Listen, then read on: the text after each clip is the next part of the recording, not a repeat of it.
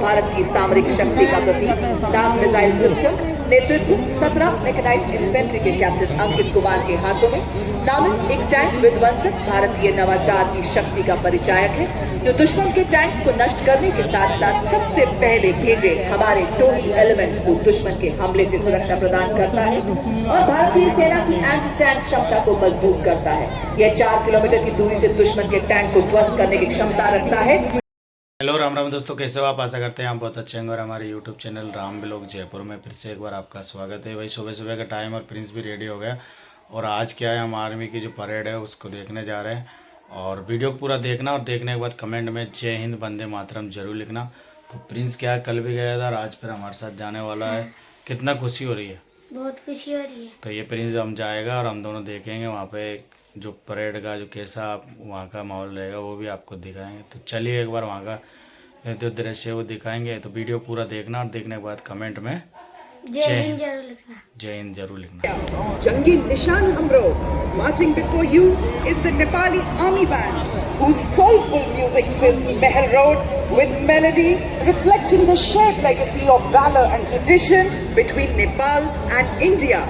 It is led by Technical Major Nabin Karkidhali और आजा को यो नेपाली सेना को बैंड संगीत को माध्यम बड़ा ऐतिहासिक मित्रता र सैनिक एकता को संदेश गरी रही को छा। Marching in front of the saluting dais, ladies and gentlemen, the Nepali army band. अब आपके सामने 61 कैवलरी रेजिमेंट का दस्ता, जिसका नेतृत्व मेजर यशदीप अहलावत के हाथों में। 61 कैवलरी रेजिमेंट भारतीय सेना की एकमात्र सक्रिय घुड़सवार रेजिमेंट है, जिसकी स्थापना 1953 में की गई। रेजिमेंट को ऐतिहासिक युद्धों में से हाइफा का युद्ध में तुर्कों के खिलाफ लड़ाई लड़ने का गौरव प्राप्त है। रेजिमेंट को पोलो एवं घुड़सवारी खेलों में पद्मश्री एवं अर्जुन पुरस्कार जैसे कई सम्मान प्राप्त है। जयपुर में मुख्यालय वाली ये रेजिमेंट गणतंत्र दिवस परेड में अपनी भव्य उपस्थिति और ऐतिहासिक परंपरा के लिए जानी जाती है।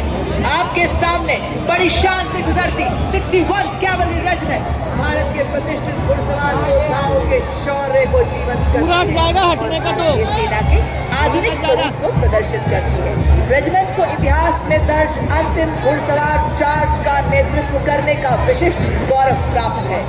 उठे भारतीय सेना के वीर, चले भारतीय सेना के शूरवीर, स्वदेश की पुकार पर स्वदेश की गुहार पर डटे हुए हैं दम भरे स्वदेश धर्म कर्तव्य पर। अड़े भारतीय सेना के वीर, बढ़े भारतीय सेना के शूरवीर, स्वाभिमान और देशमान के लिए निकल पड़े हैं भारतीय सेना के वीर।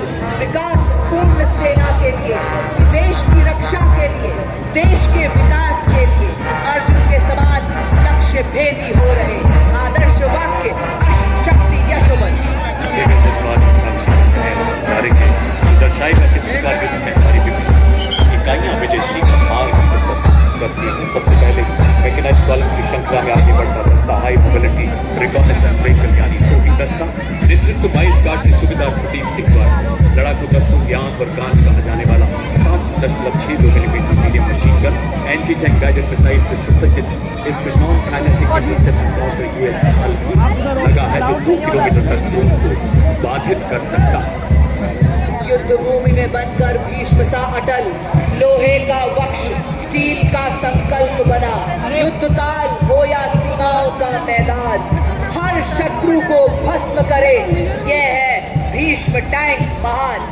जी हाँ, आपके सामने भारतीय सेना का सबसे महत्वपूर्ण टेक्निकल एडवांस टैंक परेड में बड़े शान से अग्रसर T90 भीष्म टैंक नेतृत्व 72 आर्मर्ड रेजिमेंट के लेफ्टिनेंट मुकेश बेनीवाल के हाथों में। तीसरी पीढ़ी का ये tank 125 mm smooth bore gun से लैस है, जो अब भारत माँ की सीमाओं की शान है।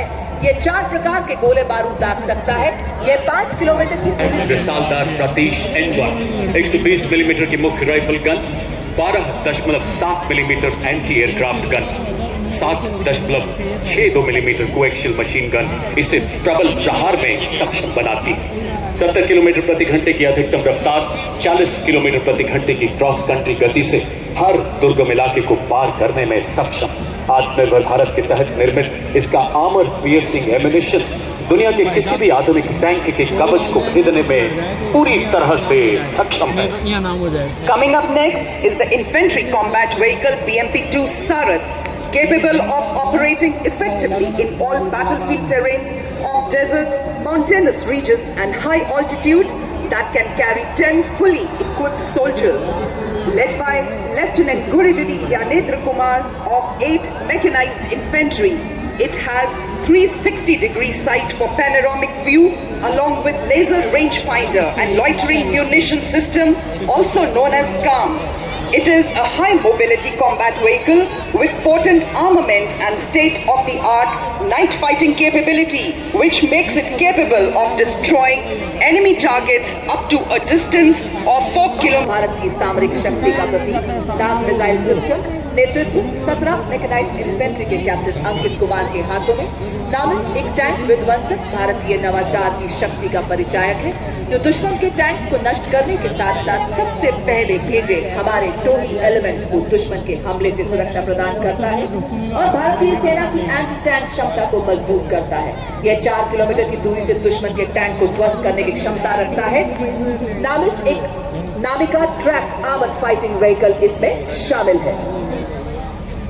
Ladies and gentlemen, you are now witnessing 100 meters and ground targets up to 2000 meters. Its rate of fire is 850 rounds per minute per barrel.